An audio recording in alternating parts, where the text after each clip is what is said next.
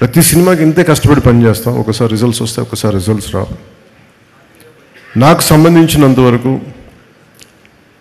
నేను ఎప్పుడు యాక్సిడెంటల్ యాక్టర్నే చెప్తాను. ఇప్పుడు నాకు ఎప్పుడు సుజీత్ నేను ఎంత అర్థం చేసుకున్నాను, సుజీత్ని నా సుజీత్లో నేను కనిపిస్తాను. నాకు సుజీత్ నాకు ఇప్పుడు దాకా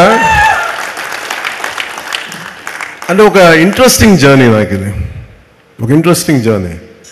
సుజీత్ కథ నాకు ఇప్పుడు దాకా చెప్పలేదు. మీకు సీక్రెట్ చెప్పాను, ఇప్పుడు దాకా నాకు చెప్పలే, ఎవరికి చెప్పలేదు కదా.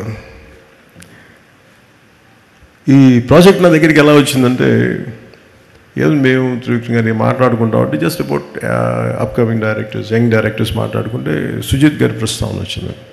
He has the capability, great capability అని ఆయన చెప్పారు. He being a director, he being a great writer. నాకు చాలా వండర్ అనిపించింది. సో అట్లాగా ప్రాజెక్టు స్టార్ట్ అయ్యి ఏదో చేయడం అంటే ఏదో ఒక మాటతో వచ్చి తను స్టార్ట్ చేశాడు. అంటే ఎలా చెప్తారంటే కదా, తను సార్ నా దగ్గర ఇంకొక ఐడియా ఉంది సార్. ఏంటి అంటే, అదే సార్ అది ఇలా అంటాడు ఫస్ట్.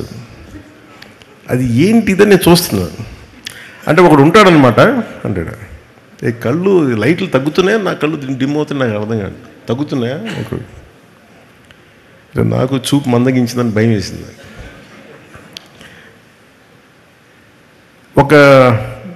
అంటే ఇప్పుడు ఉదాహరణకి సార్ బ్యాక్ స్టోరీ సార్ అంటాడు. అన్న నాకు 5 నిమిషాల్లో నాకు నాకేం చెప్పాడు, విజువల్ ఫ్లో చూపించాడు, ఒక విజువల్ బుక్ చూపించాడు. ఇట్లా ఉండొచ్చు సార్ పాసిబ్లీ ఇది థాట్ అని. అందులో ఏంటో ఒక సమురాయ్ కత్తి ఉంది, ఒక జపనీస్ డ్రెస్ ఉంది, ఒక గ్యాంగ్స్టర్లు పట్టుకున్న తుపాకులు ఉన్నాయి, కొన్ని దాంట్లో డైలాగ్స్ కూడా ఏం లేవు, ఓన్లీ విజువల్ ఉంది. నేను చూశాను. సరే నాకు అర్థం అవుతుందంటే నేను ఇంకొక 5 days తర్వాత వస్తాను సార్ మొత్తం ఐడియా పట్టుకొచ్చాను. కొన్ని 5 days తర్వాత పట్టుకొచ్చి కంప్లీట్ ఐడియా చెప్పలేదు నాకు. అదే ఇంకొంచెం ఎక్స్టెన్షన్ చేసి చెప్పాను.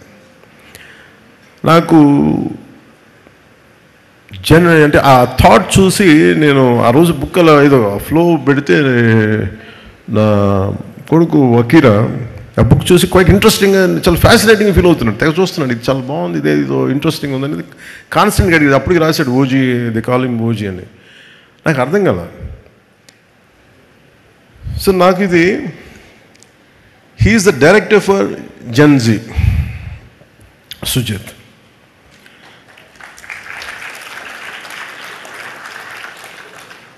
అంటే టఫ్ ఫిల్మ్ మేకింగ్ ఇది.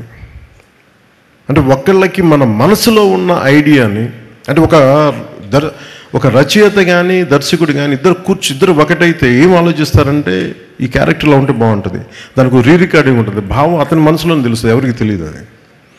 ఆ షార్ట్ ఇలా పెడతారు, అది చెప్పలేము అది అప్పటికి. సో నాకు ఇవన్నీ చూసి నాకు ఏమనిపించిందంటే, నా ఫార్మేటివ్ ఇయర్స్ నాకు గుర్తొచ్చినాయి, చాలా ఫార్మేటివ్ ఇయర్స్ గుర్తొచ్చినాయి. 2021లో ఉన్నప్పుడు నా మైండ్ అసలు ఎక్స్ప్లోడింగ్ ఉండేది విజువల్స్ తోటి.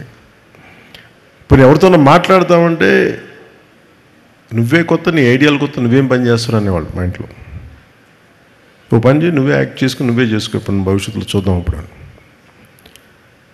అలాగా నా కెరీర్ అలా స్టార్ట్ అయ్యి నేను షార్ట్ ఫిల్మ్స్ తీసేవాడిని. ఈ న్యూయార్క్లో ఒక ఫిల్మ్ అప్రిసియేషన్ కోర్స్కి వెళ్ళడానికి, ఒక 3 month కోర్స్కి వెళ్ళడానికి ఒక షార్ట్ ఫిల్మ్ చేయమంటే అలా చిన్న షార్ట్ ఫిల్మ్ చేశాను. సో అలా నాకు ఈ చిన్న షార్ట్ ఫిల్మ్ ఫెస్టివల్స్కి వెళ్ళడానికి ఇవన్నీ నాకు అలవాటు అయిపోయి, అది నాకు కనిపించాడు. సుజిత్ అప్పటికి ప్రభాస్ గారితో సినిమా తీశాడు, ఇవన్నీ తెలిసినప్పటికీ కూడా నాకు బట్ తనలో ఉన్న ఎంతూజియాజం ఎలా అనిపించింది అంటే చాలా క్వైట్ కంటేజియస్. అబ్బాయి ఏదో చెప్తున్నాడు కానీ భావం పూర్తిగా చెప్పలేకపోతున్నాడు, కానీ లోపల ఎంత ఉంది, అది it's like a volcano which is ready to explode. So నాకు అది కనిపించేది చూసి